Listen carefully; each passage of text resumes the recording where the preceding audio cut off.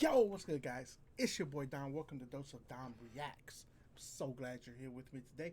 Today we have a new video from Kurzgesagt in a nutshell. Now, y'all know I love this channel. If you love this channel too, go ahead and subscribe to your boy. I already left a like because I filmed like 2 seconds of this and my audio wasn't working. So I'm going to unlike and like it again because that's how much I love this channel. You guys love to watch reactions, like to watch fun reactions, come join your boy. My next sub goal is 200, and then we just gonna push it all the way up to the thousands, because that's, I believe in y'all.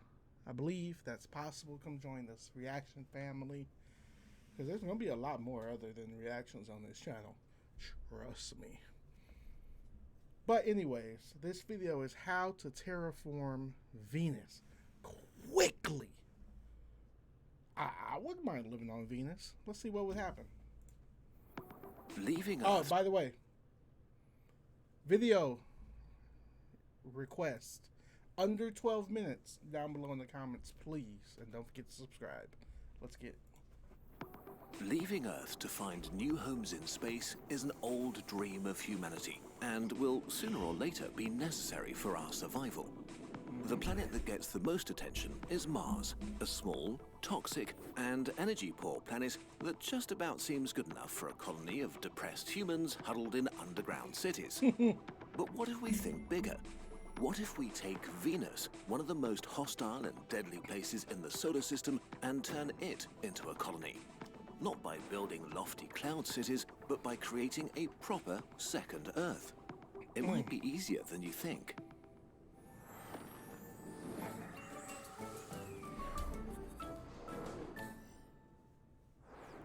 let's get it.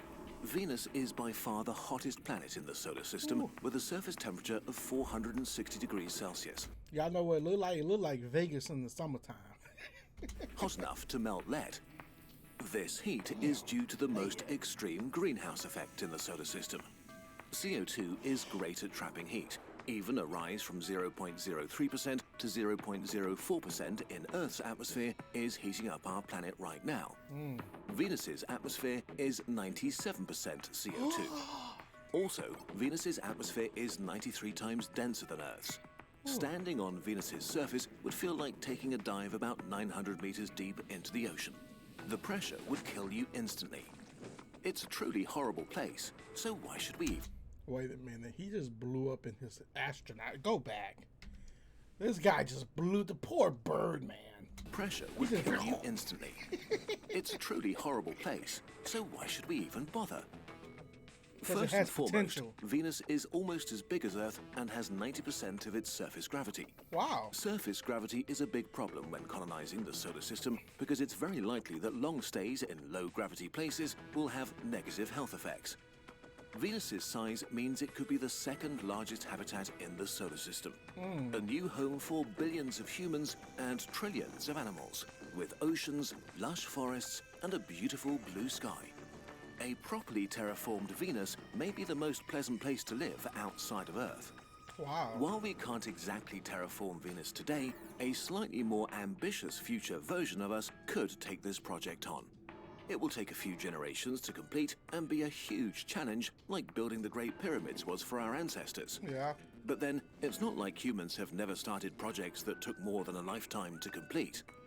Okay, let's do it. Facts.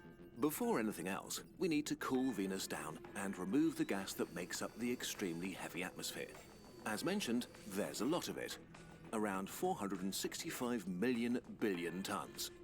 How do we do that? There are a few options. We could create giant solar collectors powering a huge array of laser beams that heat up the atmosphere so much that it's blasted into space. Although we would need thousands of times the entire power generating capacity of humanity, and it would still take thousands of years to remove the atmosphere. Another way is to sequester the atmosphere, binding the CO2 in different compounds through chemical reactions. Oh. We could mine elements like calcium or magnesium on Mercury and shoot them at Venus via mass driver systems, electric rails that make rockets unnecessary on smaller planets. The metals would combine to bind the CO2 into different carbonates basically forever. But the scale makes the whole thing impractical.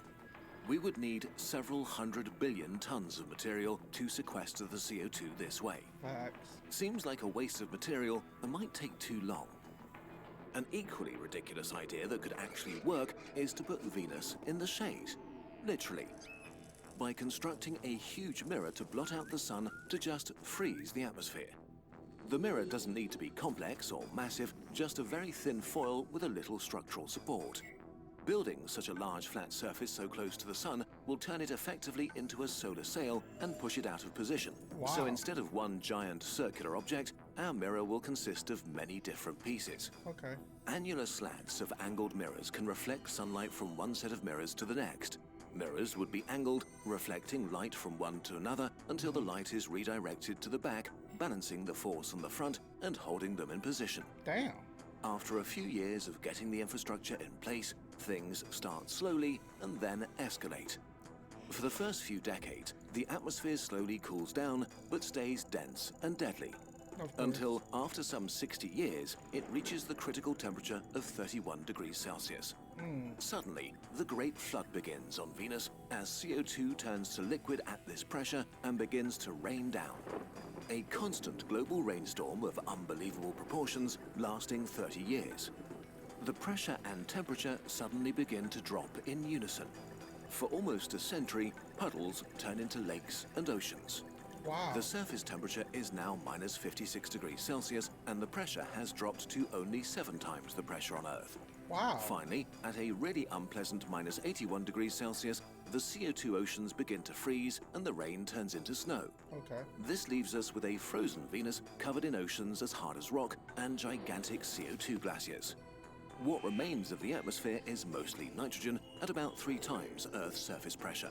Ooh. If you don't mind freezing and suffocating, you can now take a stroll over Venus's surface. But the frozen CO2 remains a bit of a problem. At some point, If you don't mind freezing and suffocating, it's perfect for you, bro. Perfect. Come on. we want to warm up the planet, but if we do, the CO2 ice will melt and fill up the atmosphere again.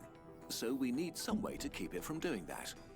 One is to simply cover it all with cheap plastic insulation and cover it up with ground up Venus rock or water oceans. Although some planetary scientists will be very stressed out about us building a new planet containing a potential time bomb like that. Yeah. A few unfortunately timed volcanoes could melt a lot of CO2 at once and ruin everything. Another obvious solution is to shoot it all out into space and collect it into a small moon for storage and future use. We can make this more efficient by using mass drivers instead of rockets, but moving all that mass will still be a pretty intense challenge that will take some time to solve. Whatever we end up doing with the atmosphere, to move forward we need water, which we could get from ice moons. Europa, a moon of Jupiter, has twice as much water as Earth's oceans. Now, catching a moon and transporting it through the solar That's a system lot. is not exactly easy. So instead, it might be easier to cut chunks of ice off Europa with an army of construction drones and shoot them at Venus using more of those mass drivers. I wonder if they're going to get to this. We're going to see. I wonder how many people are going to die to complete this mission. Because someone, I mean, there has to be a lot of death because there's a lot of risk. With anything with a lot of risk, there's a lot of death. So I'm interested to see if they're going to bring that up. Space tethers could save us a lot of effort and energy here. We made a whole video explaining how they work, but in a nutshell, they are slings that can take a payload on both ends. On Europa, they do most of the work needed to catapult our ice to Venus.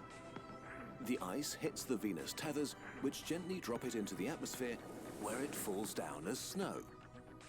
In exchange, the Venus tethers get to catch CO2 ice shot up from below and accelerate it into orbit.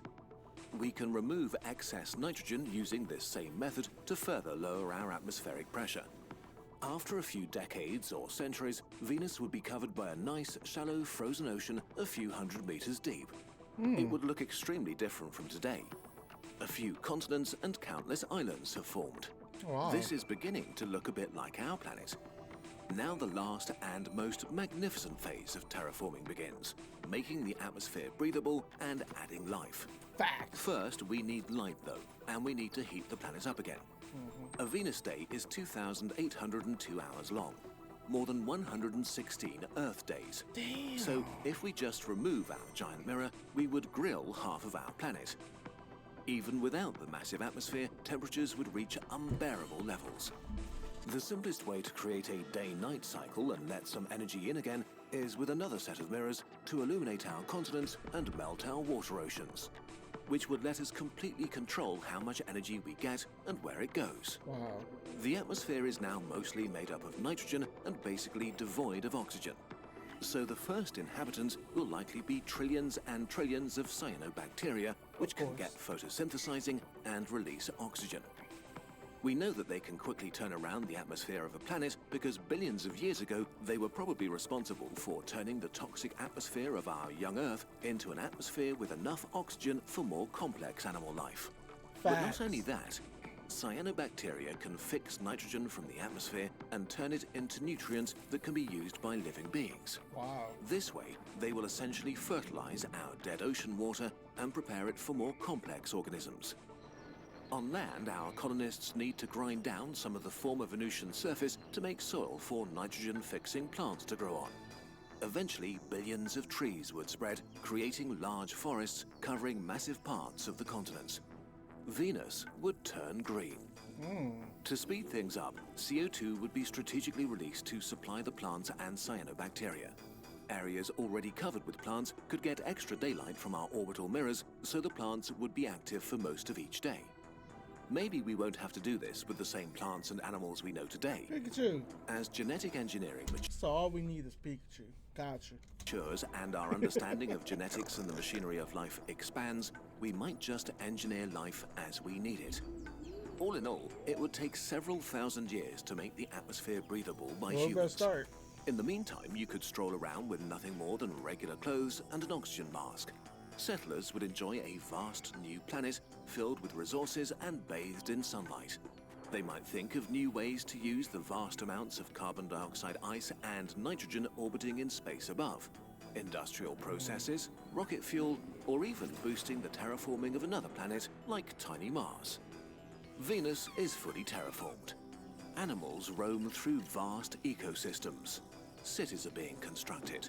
Billions of settlers and their descendants make this world their home. They will see images of the past, how Venus was once the most hostile planet around, how it took hundreds of years to freeze hell and to ship in the oceans, and another few thousand years to make it possible to breathe freely. They will barely be able to believe it.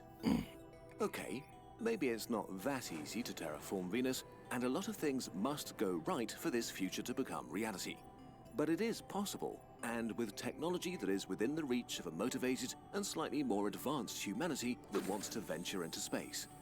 The only thing that's stopping it is our imagination, and that at least is a problem that's easy to overcome. Easy. If you think about it, your imagination is the only thing stopping you from doing all kinds of things. All you need is a little nudge, and we might just have the right thing to get you started. We are big fans of Skillshare, an online learning community that offers thousands of clients. Alright, y'all. With that being said, I love this channel, bro. I never heard of this channel until I started reacting. And you guys were like, you need to do more videos on this channel. And you guys were right. And I appreciate that. Don't forget to like, comment, and subscribe on this video and on the original video, because the link will be below in the description for sure. I appreciate y'all. See you guys in the next video. Deuces.